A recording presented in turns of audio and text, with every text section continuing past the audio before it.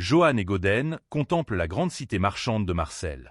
Pour Gauden, c'est une vue nostalgique, car il n'avait jamais imaginé pouvoir revenir ici un jour. Alors qu'ils marchent dans les rues animées, Johan décide que puisqu'ils sont dans une ville de marchands, c'est l'occasion idéale pour faire quelques achats. Soudain, leur compagnon, la bête divine Karamaf, s'élance devant eux sous sa forme de petit chiot, aboyant joyeusement. Johan observe, légèrement surpris par cette énergie. Une gentille vendeuse du marché est immédiatement charmée par Karamaf, le traitant de petites choses mignonnes et lui offrant un morceau de nourriture. Johan regarde avec une pointe d'inquiétude, se disant que Karamaf ne ressemble à un chien mignon et inoffensif que pour les autres. Il connaît la véritable forme monstrueuse de la bête. La scène revient sur la nuit précédant leur entrée à Marseille. Sous le clair de lune, Karamaf se tient sous sa vraie forme. Une bête divine massive, brillant d'une aura bleue intimidante. Johan l'appelle par son nom. Dans le flashback, Johan explique au géant Karamaf qu'un monstre de sa taille causerait un tollé énorme en ville et lui demande d'attendre dehors. Entendant l'ordre de Johan, Karamaf laisse échapper un grognement et commence à se transformer, englouti dans un tourbillon d'énergie magique bleue. Johan regarde, totalement choqué, alors que la transformation s'achève, révélant que la bête massive a rétréci pour prendre la forme d'un minuscule chiot à l'air inoffensif. Abasourdi, Johan se demande à voix haute si changer de taille est une autre capacité de la bête divine, tandis que le Karamaf désormais minuscule aboie joyeusement à ses pieds. Gauden, quant à lui, est simplement fou de joie.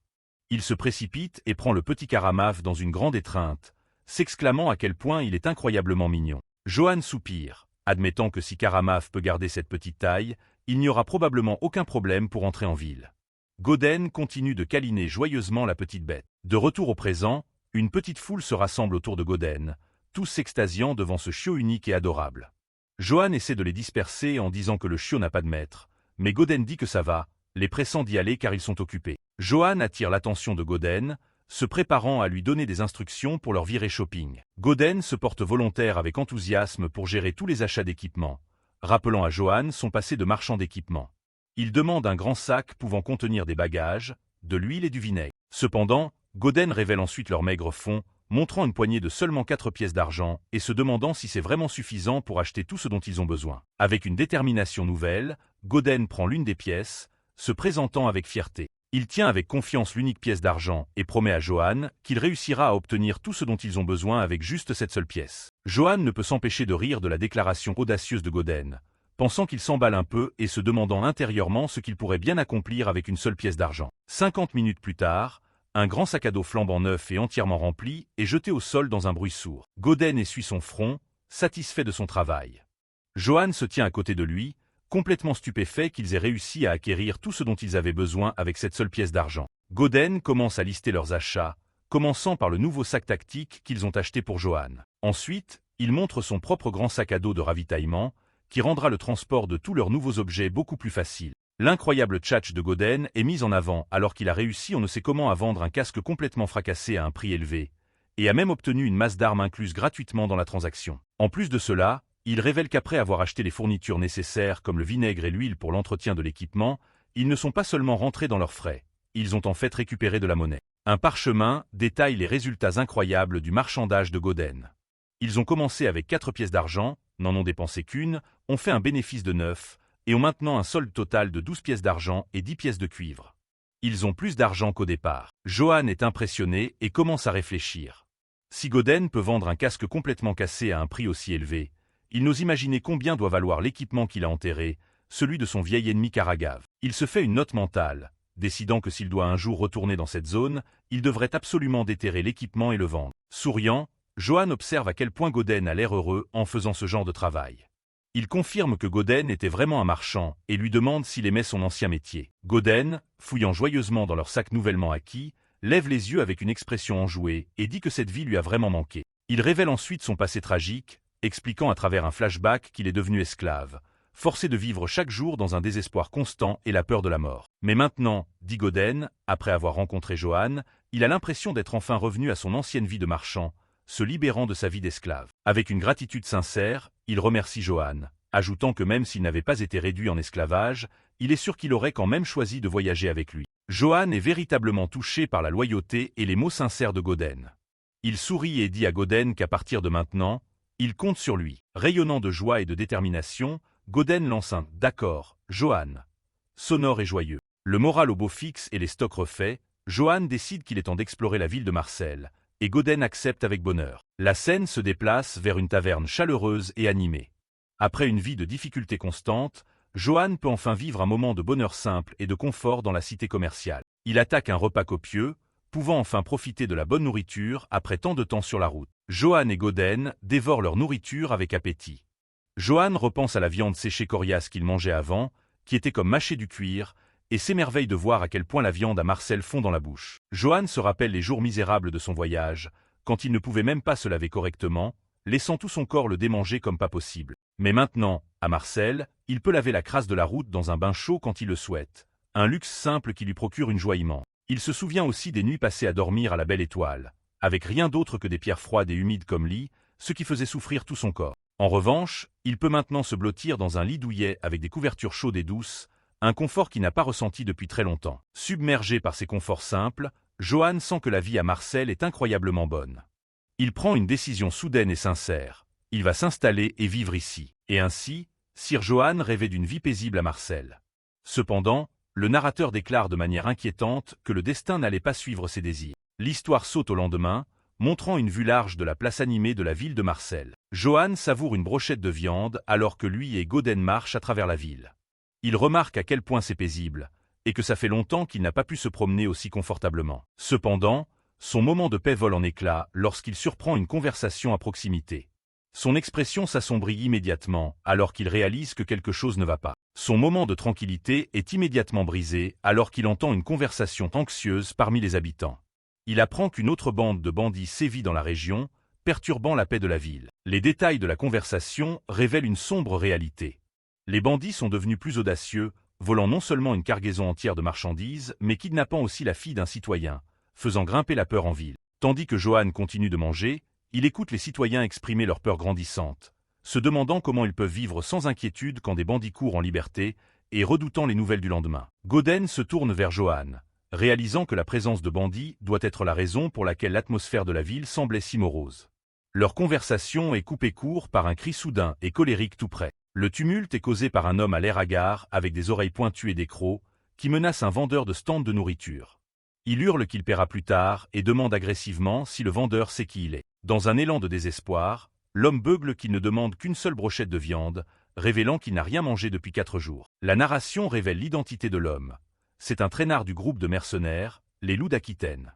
Il a été séparé de son unité alors qu'il poursuivait Johan et R depuis lors, finissant par atterrir à Marcel. Alors que le traînard continue de crier sur le vendeur, ses yeux scannent la foule et se verrouillent soudainement sur un visage familier, l'arrêtant au milieu de sa phrase. Dans un moment de choc mutuel, Johan et le traînard des Loups d'Aquitaine se reconnaissent simultanément. Le choc du mercenaire se transforme rapidement en rage. Repérant sa cible perdue depuis longtemps, il traite Johan d'enfoiré et se jette immédiatement en avant pour attaquer. Johan est pris de panique. Il réalise avec effroi que les Loups d'Aquitaine ont réussi à le traquer jusqu'à Marcel, et il sait que c'est une situation sérieusement dangereuse. Son esprit s'emballe, comprenant que rien de bon ne peut sortir d'une bagarre au milieu d'une place bondée.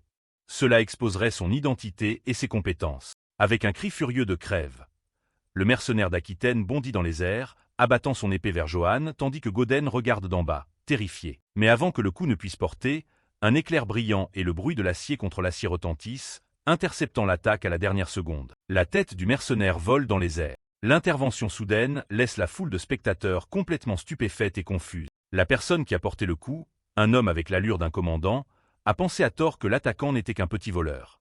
Il se plaint que la mauvaise sécurité de la ville permet à toutes sortes de problèmes de surgir. Une vue plus large révèle qu'il ne s'agit pas d'un cavalier solitaire. Une armée entière de mercenaires se tient en formation disciplinée, remplissant la place de la ville. Leur chef s'avance, s'annonçant aux citoyens. Il est le capitaine Bradil des renommés mercenaires du Chêne, et il dit aux gens de ne pas s'inquiéter. Le capitaine Bradil assure à la foule que son groupe de 500 mercenaires va anéantir les bandits et rétablir la sécurité à Marcel, gagnant une ovation massive de la population soulagée. Gauden est complètement ébloui, impressionné de voir les célèbres mercenaires en personne. Pas impressionné, Johan demande nonchalamment à Gauden si ce sont des gens célèbres. Gauden confirme leur identité, pointant leur bannière. Les mercenaires du Chêne sont l'un des meilleurs groupes de mercenaires de tout l'Empire. En regardant une image des bandits impitoyables, Gauden réalise que la situation à Marcel est vraiment grave, et que ce groupe prestigieux a dû être engagé pour éliminer la menace. Johan réfléchit calmement à quel point il a frôlé la catastrophe. Il sait que si le capitaine Bradil n'était pas intervenu à ce moment précis, il aurait été forcé de se battre. Il réalise que si un combat avait éclaté, son identité aurait été exposée, et il n'aurait jamais pu rester à Marseille, pas avec l'Empire toujours à ses trousses. Une image de son puissant ennemi flash dans son esprit, un sombre rappel du sort qui l'attend s'il est capturé. Une vie de pure souffrance à partir de là. Avec une inspiration brusque, Johan renforce sa résolution. Il se dit de se ressaisir, se rappelant la dure réalité. Il est toujours un fugitif. L'esprit de Johan se concentre sur un conseil crucial qu'il a reçu un jour. La seule façon de vraiment survivre est de construire une relation forte avec la compagnie commerciale Ketana, une faction si puissante que même l'empereur n'ose pas les contrarier. Il se rappelle comment Eldan, le chef de la compagnie, semblait avoir une haute opinion de lui, ce qui lui a heureusement donné une chance d'interagir avec le puissant groupe commercial pour commencer. Mais une pensée sombre pénètre son esprit, une faiblesse critique dans son plan. Que se passerait-il si sa véritable identité de fugitif de l'Empire était révélée avant qu'il ne puisse solidifier cette alliance? Il connaît la sombre réponse. Si la compagnie Ketana apprend que l'Empire lui-même est après lui, ils ne feront jamais un pas pour le protéger. L'alliance serait sans valeur. Les enjeux sont mortels. Johan comprend que s'il est exposé avant de pouvoir construire une bonne relation avec Ketana, il sera, sans le moindre doute, capturé et tué. Avec les conséquences mises à nu, l'objectif de Johan devient limpide. Il serre le poing, sa résolution se durcissant. Il doit atteindre la compagnie commerciale Ketana et obtenir leur protection contre l'Empire. Il se fait un serment.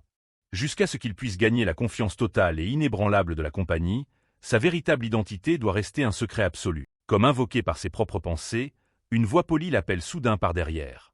Une femme avec des oreilles de chat, vêtue d'un uniforme de servante, demande « Excusez-moi, êtes-vous Sir Johan ?» Se tenant fièrement devant la bannière de la compagnie commerciale Ketana, la servante aux oreilles de chat fait une révérence gracieuse et se présente. Son nom est Ibelka, et elle est une servante exclusive de la compagnie. Ibelka explique qu'elle a entendu parler de ses exploits par Eldan et a été grandement impressionnée. Puis, elle étend une offre formelle. La compagnie aimerait former un lien étroit avec lui et sa maison. Se penchant avec un sourire charmant, Ibelka demande s'il a un moment. Elle l'invite formellement à l'accompagner à la compagnie commerciale Ketana, offrant à Johan l'opportunité exacte qu'il espérait désespérément. L'histoire continue à l'impressionnante succursale de Marseille du groupe marchand Getana, un grand bâtiment qui se dresse comme un phare du commerce dans la ville. Pendant ce temps, à l'extérieur, Goden essaie de jouer avec le petit Karamaf aux allures de chiot. Il demande sa patte, mais la créature fougueuse lui mord la main pour jouer. À l'intérieur d'un bureau opulent éclairé à la bougie, le chevalier Johan est assis seul, attendant. Le poids de sa mission est visible sur son visage alors qu'il anticipe la réunion cruciale à venir. Johan réfléchit à sa situation. Il a enfin atteint le groupe marchand, un endroit qu'il croit être sa meilleure chance de redresser la barre. Il espère désespérément que tout se passera comme prévu. Soudain, une voix brise le silence. Une femme, de dos, entre dans la pièce, s'adressant à lui en tant que Sir Johan. Elle mentionne qu'elle a entendu parler de lui par un certain Sir Eldan. Johan lève les yeux, surpris par l'intrusion soudaine. La femme continue, déclarant que c'est un honneur de le rencontrer officiellement. La femme se révèle être Yaon, la directrice de la succursale du groupe marchand Getana. C'est une magnifique femme bête aux allures félines avec un air de grâce professionnelle, et elle l'accueille avec un sourire plaisant. Adoptant une attitude amicale, Johan se lève pour la saluer, se présentant comme Johan de la famille Hetz. Il lui retourne ses politesses, bien qu'une pointe de transpiration trahisse sa nervosité. Yaon suggère qu'ils discutent des détails autour d'un thé. Johan, ne voyant aucune raison de refuser, accepte volontiers sa proposition. Une tasse fumante est placée devant lui. Yaon mentionne que ce thé est une marchandise spéciale importée directement de la région méditerranéenne. Avec un sourire charmant, Yaon exprime son espoir que la boisson convienne à son palais. Cependant, dès que Johan prend une gorgée, il réalise que ce n'est pas du tout du thé, mais du café. Choisissant d'être poli, il la remercie simplement et dit qu'il va apprécier. Johan commente l'arôme frappant, identifiant correctement qu'il s'agit d'une infusion faite à partir de graines de fruits torréfiés. Yaon semble impressionné, remarquant qu'il a l'œil vif et qu'il est rare que quelqu'un le reconnaisse si facilement. Maintenant que les politesses sont terminées, l'attitude de Yaon devient plus sérieuse. Elle sourit et demande s'ils peuvent passer aux affaires. Elle déclare sans détour que le groupe marchand pense avoir une bonne idée de la raison pour laquelle il est venu les voir. La déclaration prend Johan complètement au dépourvu, le faisant s'étouffer avec son café. La panique traverse le visage de Johan. Il jure intérieurement, son esprit s'emballant.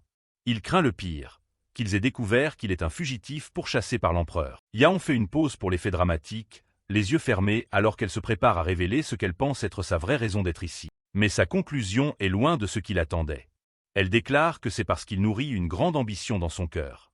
Joanne ne peut que la regarder, totalement déconcertée. Yaon continue, expliquant qu'elle a entendu des histoires de Sir Eldan sur la façon dont Joanne a protégé les innocents et a même fait preuve de clémence envers les ennemis qui se rendaient, faisant référence à ses actes passés. Elle pose une théorie. Pourquoi un homme comme lui visiterait Île Marcel, un endroit infesté de bandits? Elle conclut qu'il doit avoir l'ambition de sauver la ville de ses propres mains. Bien qu'il n'ait aucune idée de ce dont elle parle, Joanne voit une opportunité. Il décide de jouer le jeu pour l'instant, se couvrant le visage et faisant semblant qu'elle a vu clair dans ses supposés plans. Yaon sourit, satisfaite de ce résultat. Elle assure qu'avoir de l'ambition n'est pas une mauvaise chose. En fait, elle considère cela comme une vertu pour ceux qui en sont dignes. Ses yeux brillent d'une lumière vive et prédatrice. Elle se penche et ajoute que son groupe marchand adore soutenir les ambitions de ceux qui ont l'étoffe nécessaire. Une étincelle s'allume dans les yeux de Joanne. Il reconnaît ce moment pour ce qu'il est, l'odeur d'une affaire qui change la donne, une opportunité qu'il ne peut pas se permettre de manquer. Et pour rendre l'offre irrésistible, Yaon fait miroiter un prix encore plus grand. Une introduction au gouverneur de Marcel lui-même, une connexion avec un pouvoir immense. Joanne est choquée par l'offre. Le gouverneur est essentiellement le maire de la ville. Il réalise que cette alliance pourrait lui obtenir non seulement le soutien du groupe marchand, mais aussi celui du dirigeant de la ville. Un sourire déterminé, presque maniaque, s'étend sur le visage de Joanne. Si cela arrive, pense-t-il, même le grand-père de l'empereur aurait du mal à le toucher. Il décide qu'il doit accepter ce marché, coûte que coûte. Malgré son empressement, Joanne garde la tête froide. Il rit et dit qu'il apprécie l'offre, mais demande prudemment ce que ce sponsoring implique exactement. Yaon explique que le sponsoring du groupe marchand Getana signifie avoir un accès complet à tous les services qu'ils fournissent. Cela inclut les restaurants, les auberges et même les divertissements. Elle promet qu'il peut profiter de tout sous leur nom, tant qu'il ne cause pas trop de problèmes. Elle lève un doigt unique aux griffes acérées. Cependant, dit-elle, son ton changeant légèrement, il y a une condition. Yaon expose la condition. Il doit promettre que lorsqu'ils auront besoin de lui, il se battra sous la bannière des Getana. Joanne relie immédiatement cela au problème le plus pressant de la ville. Il demande si cela signifie qu'elle veut qu'il s'occupe des bandits qui menacent la ville. La réponse de Yaon est un « non » simple et direct. Elle clarifie que le puissant groupe de mercenaires du chêne a déjà été envoyé pour s'occuper des bandits. Son groupe a quelque chose de complètement différent en tête pour Sir Joanne. Un sentiment de malaise s'installe. Joanne reste silencieux un moment avant de demander prudemment « quelque chose d'autre ». Comme quoi? Yaon explique que dernièrement, un certain nombre de commerçants ont agi contre eux, prétendant que le groupe marchand Getana monopolise le marché. Alors que leurs plaintes deviennent plus fortes, ils deviennent une nuisance. Avec un sourire d'une douceur glaciale, Yaon livre l'horrible condition. Elle veut que Joanne élimine ces commerçants mécontents pour eux. Et, comme une réflexion après coup, elle ajoute qu'ils devraient éliminer leurs enfants aussi. Son visage est dans l'ombre, son expression sinistre. Eh bien, ronronne-t-elle, acceptez-vous notre proposition, Sir Joanne? Joanne est silencieux. Ses bras sont croisés, et son visage devient un masque froid et illisible alors qu'il la regarde, traitant la requête monstrueuse. La scène se déplace vers l'extérieur du bâtiment du groupe marchand Getana alors que le soleil se couche, jetant une lueur orange chaude sur la ville. Joanne émerge du bâtiment. Goden, qui attendait patiemment, se précipite pour l'accueillir avec un sourire radieux, demandant avec impatience si la réunion s'est bien passée. Le visage de Joanne reste sombre et grave. Le sourire de Goden vacille, remplacé par un regard inquiet alors qu'il sent sa sombre humeur, prononçant doucement son nom. Soudain, un large sourire triomphant éclate sur le visage de Joanne. Il crie le nom de Goden avec une énergie surprenante, puis s'exclame « On va mener la grande vie ». Goden est complètement stupéfait par son changement soudain d'humeur. « Hein? Quoi ?»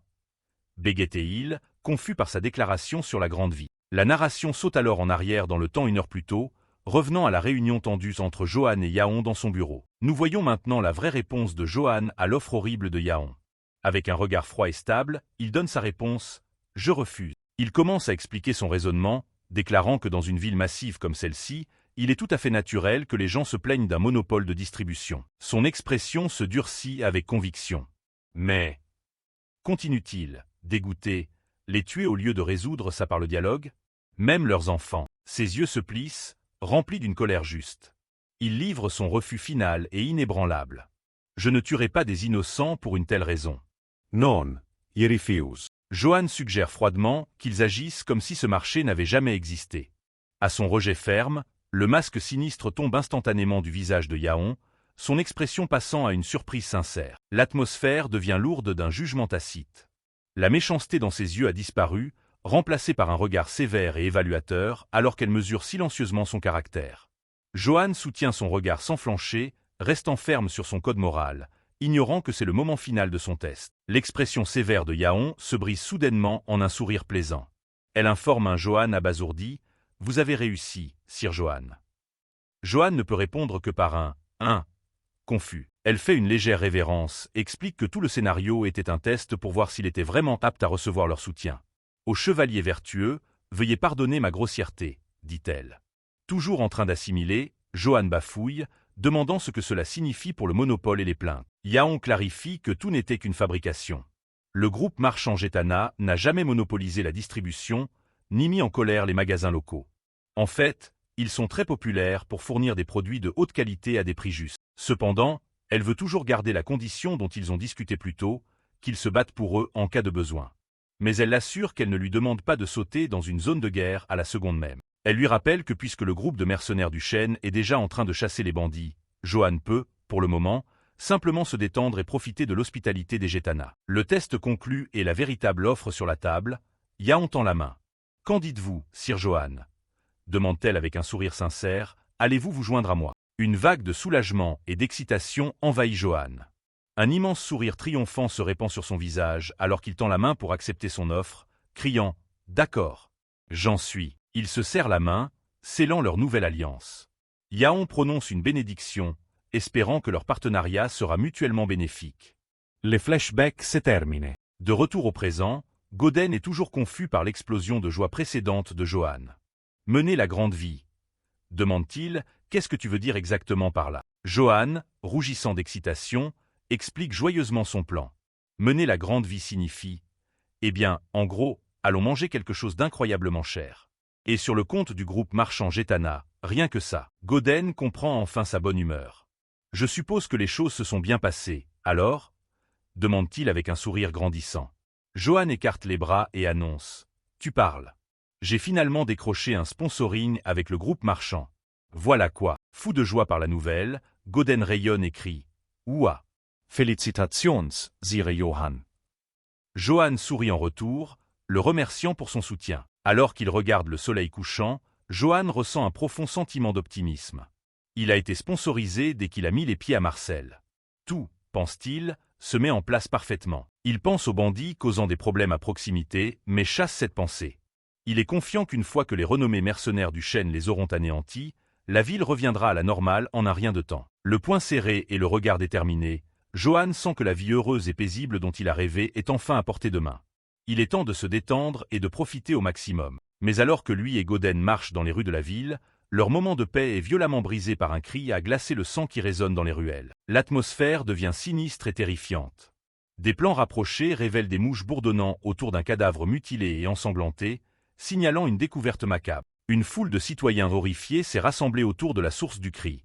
Plusieurs corps gisent morts et dépouillés sur la rue pavée. Johan et les autres habitants fixent la scène avec des yeux écarquillés par le choc et la terreur, leur visage pâle d'horreur devant la scène sanglante devant eux. Son optimisme précédent complètement évanoui, Johan se tient parmi la foule en pleurs et les morts, murmurant avec incrédulité. « C'est quoi ce bordel ? Pourquoi y a-t-il des corps dans un endroit pareil ?» Un homme de la foule s'approche, le reconnaissant. « Sir Johan. Vous voilà. » Johan regarde, reconnaissant l'homme comme étant Goran, et lui demande s'il sait ce qui se passe. Goran confirme que oui, son expression sombre.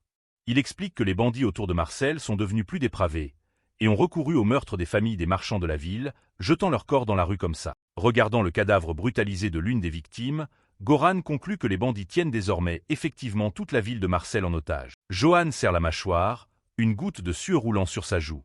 Soudain, un cri retentit. « Bordel !» La foule éclate de colère et de peur.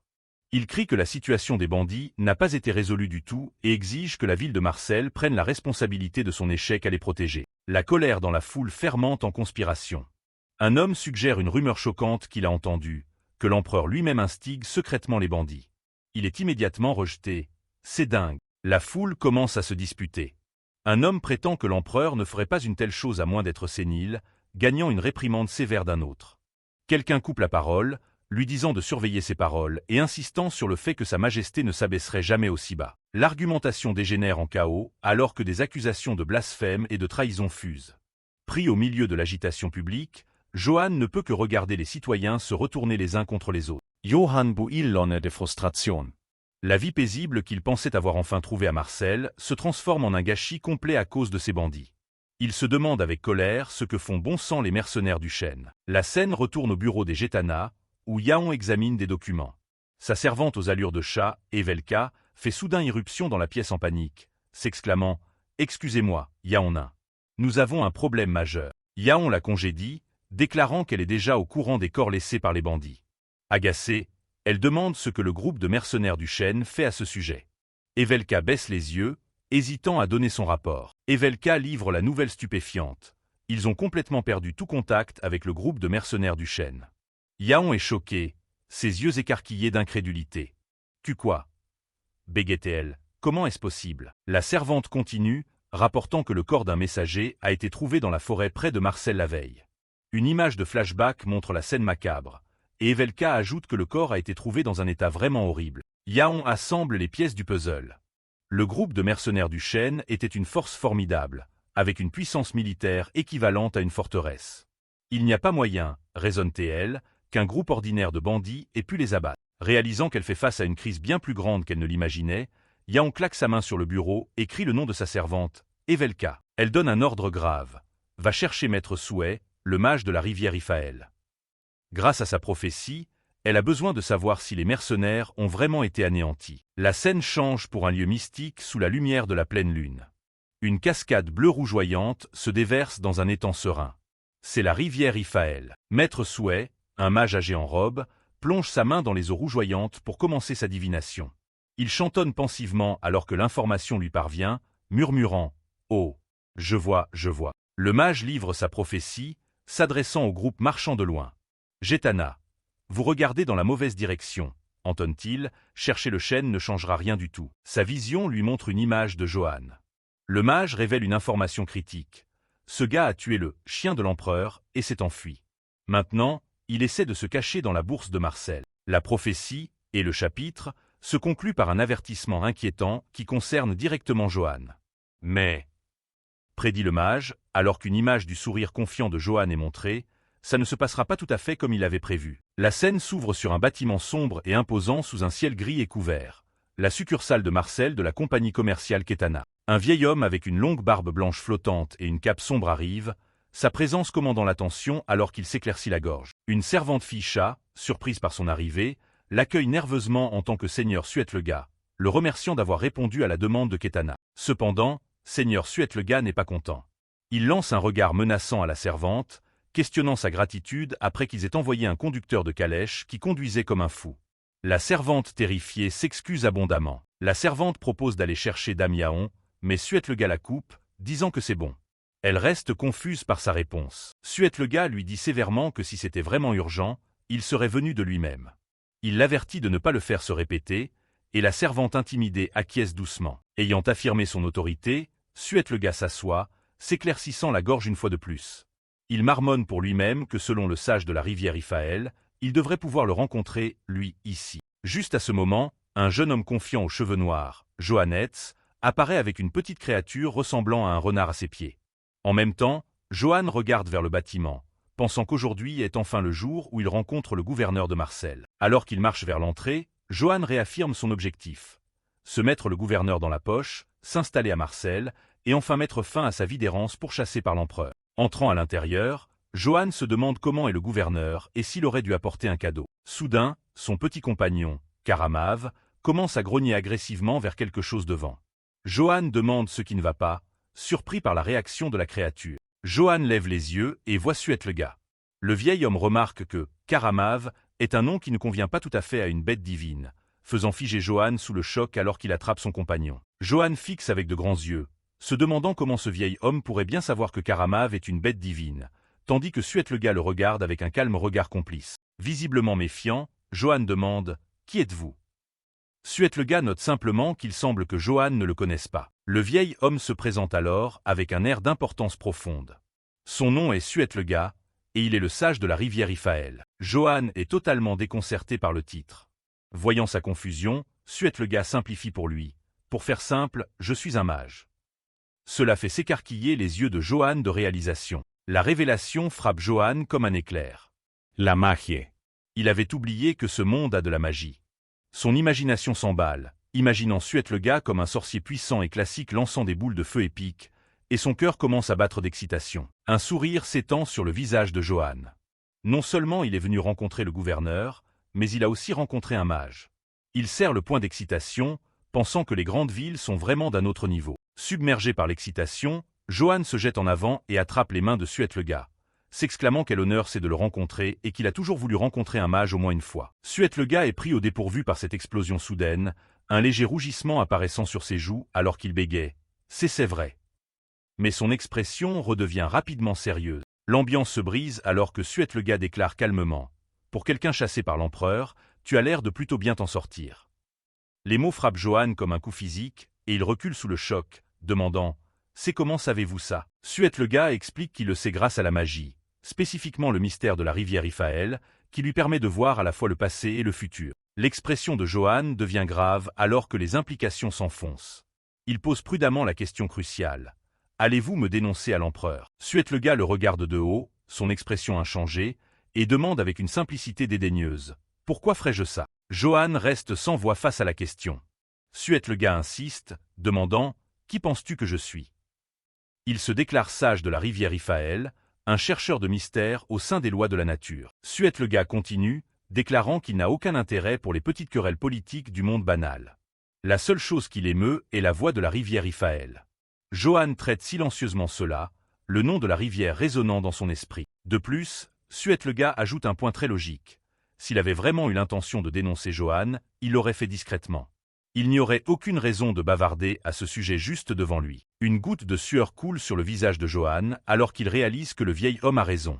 Une vague de soulagement l'envahit, rapidement remplacée par une étincelle d'opportunité. Voyant sa chance, l'attitude de Johan change complètement. Il attrape à nouveau les mains d'un Suetlega perturbé, demandant avec avidité au mage s'il serait prêt à lui apprendre la magie. Suetlega est complètement déconcerté par cet étalage éhonté d'enthousiasme. Avec des étoiles dans les yeux, le comportement de Johan est l'opposé complet de ce qu'il attendrait d'un chevalier. Dans l'esprit de Suetlega, un chevalier brut typique réagirait avec dégoût, crachant et rejetant les mages comme des érudits lâches qui marmonnent des absurdités effrayantes et ne connaissent rien au vrai combat. C'est comme ça que ça devrait être.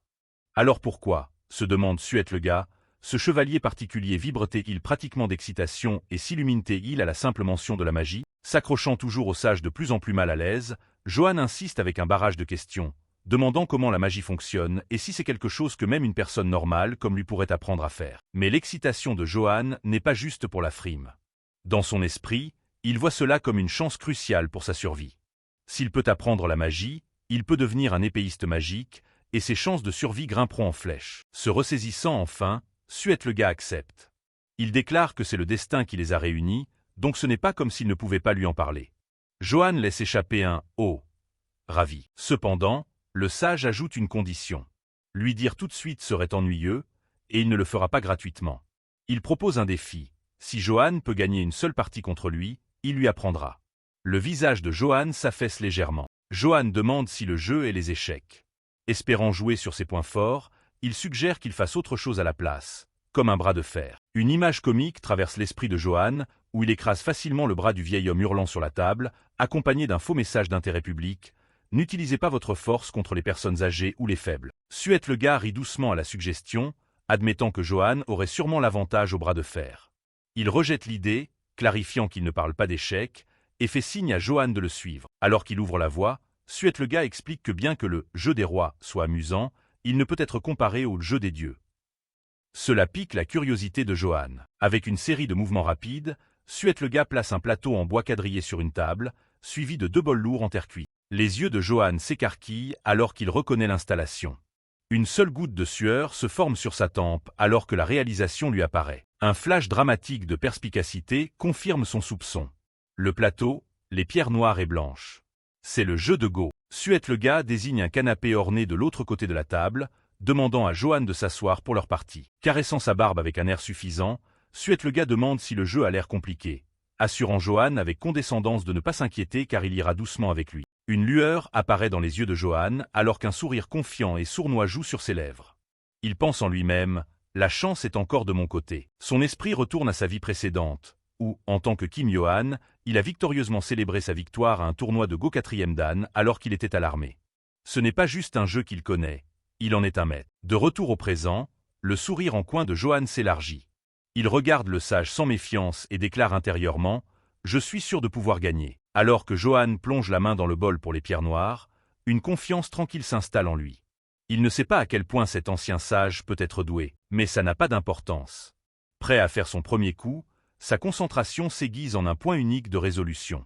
Il regarde le sage dans les yeux, faisant un vœu intérieur. Il va gagner. La partie commence. Avec un sourire confiant, Johann déclare qu'il va définitivement gagner et remercie Suetlega à l'avance.